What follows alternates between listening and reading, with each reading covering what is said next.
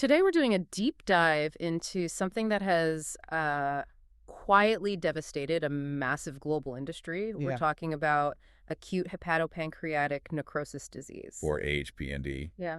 A lot of people might know it by its older name, early mortality syndrome, EMS. Exactly, EMS. It's this incredibly destructive bacterial disease in farm shrimp, and our mission today is to really unpack the scale of this crisis. We're talking a $43 billion crisis. And crucially, why the old ways of fighting it are not just failing, but actually making things worse. It's forcing a complete change in strategy. Okay, so let's start with that devastation. $43 billion in losses. That number is just...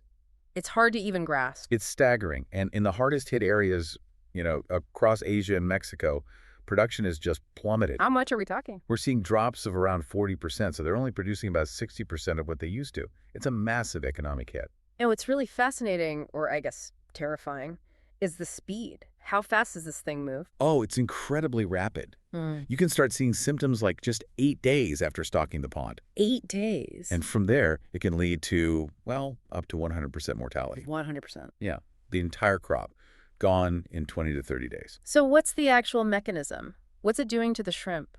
It's caused by a few specific Vibrio bacteria, but the real weapon is a plasmid they carry. A mobile piece of DNA. Exactly. And this plasmid produces two toxins, PI and ProPP.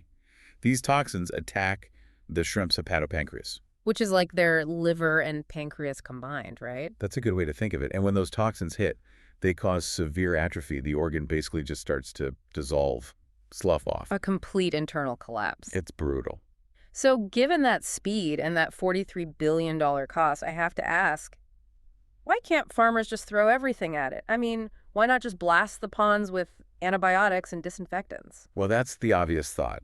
And there's immense pressure to do just that. But the problem is that sledgehammer approach, it's failing on two major fronts. Okay, what's the first one? First, they just don't have much effect. The antibiotics and chemicals, they show really limited efficacy in actually controlling AHPND. The mortality rates stay high. So it doesn't even work that well. Not really. And that leads to the second, much bigger problem. The cost of trying is far greater than losing the shrimp. How so? The overuse and often misuse of these chemicals is a perfect recipe for creating antibiotic-resistant microorganisms. The super big problem. Exactly. And if you connect that to the big picture, you're creating a potential risk to global consumer health. It goes way beyond the shrimp farm. So the old chemical fix is not only ineffective, but it's also dangerous. The industry is literally being forced to find a new way. It has to. And the new strategies are, well, they're much smarter. They're biological. Okay, so what are the sources pointing to? What are the new tools? The first one is probiotics. Basically, using good bacteria to fight the bad. How does that work? You're trying to maintain a healthy ecological balance in the pond water and also in the shrimp's gut. It helps boost their immune response and increases survival. Using ecology to fight a pathogen. That makes sense.